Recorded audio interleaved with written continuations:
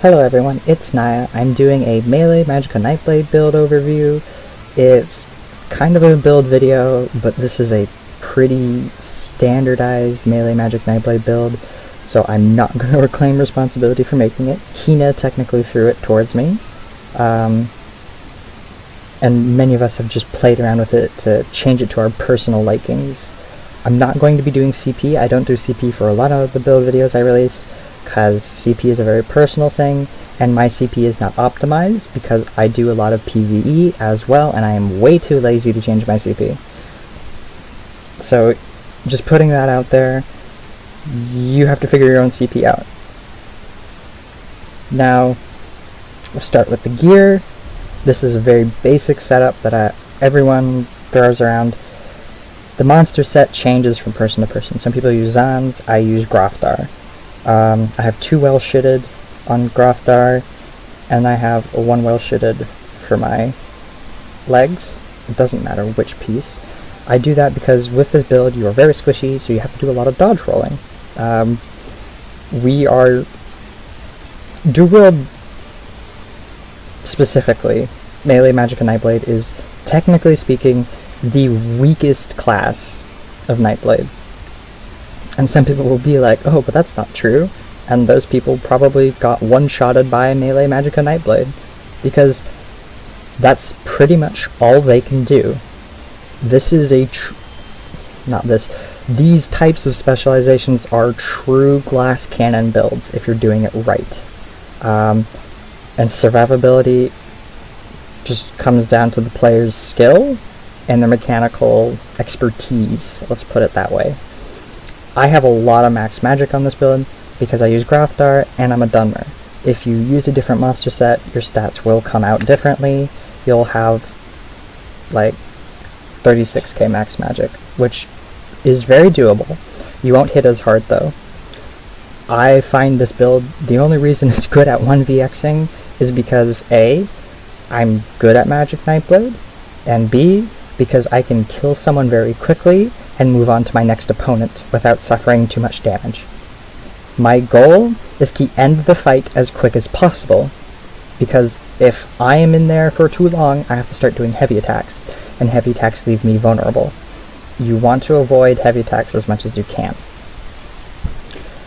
Emberplasm is our quote-unquote sustain set. The 2-piece, 3-piece, and 4-piece are very nice. They add to our damage. And then we have the 5-piece, which adds to our overall survivability when it comes to sustaining our magic and stamina. Stamina sustain on magic builds is extremely important, and it is really hard to do in Battlegrounds. And then we have, as our primary damage set, we got War Maiden. War Maiden adds a lot of damage to your magic damage abilities. The only damage we do on this build, aside from the damage from Grafthar, which is flame damage, is magic. We only do magic damage on this build, so War Maiden is perfect. I normally don't like using War Maiden on Nightblade, because everyone's like, oh, War Maiden on Destro Resto is the best. I prefer Innate Axiom, and before that I liked Juliana's. That's just my personal preference, because I used other forms of damage, whereas here, we only have magic damage. So it's perfect. Now, why is that like that? We want a Nirnhoned War Maiden Sword in our main hand, and we want a either infused or sharpened. Infused is better, and you want that to be a weapon damage enchant or a oblivion damage enchant. The reason that sharpened is kind of okay is because it adds to our overall damage. It even increases the damage Grafthar does to people, but infused is technically better. Our back bar, we have the Maelstrom's Restoration Staff. If you're an endgame player or you've watched any of my other videos, you know why we're using this staff already. It's defending. You could have it be decisive if you want to get more rest ults, but you probably will be feeling the difference. Jewelry, we have Emberplasm, all spell damage. If you are doing Battlegrounds, you could put 1 cost reduction glyph on any of these, but that is up to you. I've been able to get by the skin of my teeth without having to do such a thing. Now we look at abilities. On our front bar, we have Merciless Resolve. This is why the Magicka Nightblade is not overpowered. Stamina Nightblade in the Dragon Bones patch is ridiculously overpowered, and everyone knows it. They're everywhere, and one of the main issues with them is that they don't rely on one of their core class skills to kill people. Magicka Nightblade in melee, and even ranged, still does. We still have to use Merciless Resolve. So, Grim Focus is our main form of burst. You're going to be playing around that as much as possible. Concealed Weapon is our spammable. You could use Strife. I do not recommend it. Concealed does more damage at a minimal cost increase. It is noticeable though, especially if you're a newer player. And then we get the nice buff for when we are cloaked. And we're going to be cloaked very often because that is our main form of defense. Unless you're marked, in which you're going to have to get crafty. And then we have Cripple. Cripple is, Cripple is a gap closer, really. It gives me speed when I hit an enemy, which is also multiplied by having Concealed Weapon on my bar while I'm cloaked, which means I'm going 55% faster, which is, that's really cool. It also does a fair amount of damage, slows and immobilizes my target. I don't use this as a I'm going to kill you threat, but it does apply pressure and it does have utility. This is our flex spot. I have Mark here because the amount of Nightblades around is absolutely ridiculous, and the heal it gives you when an enemy dies is excellent for 1vx gameplay, or just if you're in a really bad spot and you're trying to get away, you can kind of time it that way. And if you're in Imperial City, you can just hit a mob that has Mark, get in a fight, kill that mob, boom, easy health back. I have Soul Harvest. You can use in-cap. In fact, technically, in-cap is better. I do a lot of PvE, so I use Soul Harvest. I also like doing damage with Soul Harvest from stealth. You hit extremely hard, and it's really satisfying. Now on our back bar, we have most important skill because of the weapon we're using, Mutagen. You can use Rapid Regen. I like Mutagen because it means I don't have to cast it as often, and I'm not using it for the heal as much as I am using it for the sustain, plus the cleanse that it gives you if I fall below 20% health. I find that to be extremely helpful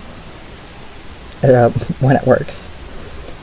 Then we have Fear. This is a CC that goes through block, which is very helpful for general open world engagements. It also fears 2 targets instead of 1, unlike Concealed Weapon from stealth. Healing Word is our quote-unquote defensive spammable. It is expensive, so you don't really want to be spamming this as much as you can help it.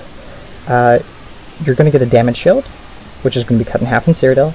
You're also going to get health, which is going to be cut in half in Cyrodiil. It's really our only burst heal, which is why Magic Nightblades are still relatively balanced, because we don't have a Breath of Life.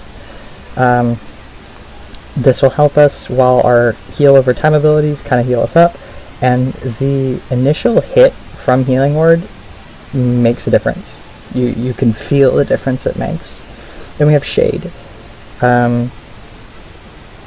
Just overall one of the best skills that Magic Nightblade and Stamina Nightblade technically has access to. It's great for 1vx, it's great for kiting. Honestly, if I had a choice, I would take Streak over Shade, but Shade is still really good. There's no reason not to have this on your bar, even if you have Wizard's Riposte on. If you're in a 1v1, even a 1v2, you want to have access to Minor Main because of how squishy you are. That will save your butt. Then we have our Sustain from Siphoning Attacks. Siphoning Attacks is a healing ability as much as it is a sustain ability. The heals that we get from our consistent light and heavy attacks are actually beneficial to us, especially when they're stacked upon Mutagen. It is a noticeable amount of healing. Then we have Light's Champion, Resta Ult, very powerful, got nerfed a while back, still powerful. You have to be a little bit more conservative with it, and you can use this if you're being pressured or want to get away. You can hit this and then turn around and apply pressure, which is one of the things that makes it so powerful. Now, back to the front bar really quickly. For a flex spot, you can put Strife there. I have occasionally put Strife here. War Maiden does increase the damage Strife does, which increases the healing we get from it, but I typically have Mark there instead. We could also put Mirage or Lotus Fan. Lotus Fan's snare that it applies is absolutely brutal. I still don't like it. It costs way too much for the range that it has, and it's not worth it. Mirage, if you're fighting multiple people, is definitely worth it. You could use Double Take. As for alternative gear sets, because back when Kina and I first made each other's acquaintance, I was little noobling who didn't really have any money, so I had, as a sustain set, Alteration Mastery rather than Amber Plasm. And I actually did put in the money to get Spinners like you told me to. Back then, Spinners was great because people were still wearing heavy armor. There's a lot less people running heavy armor nowadays. So to help deal with shields, we have War Maiden.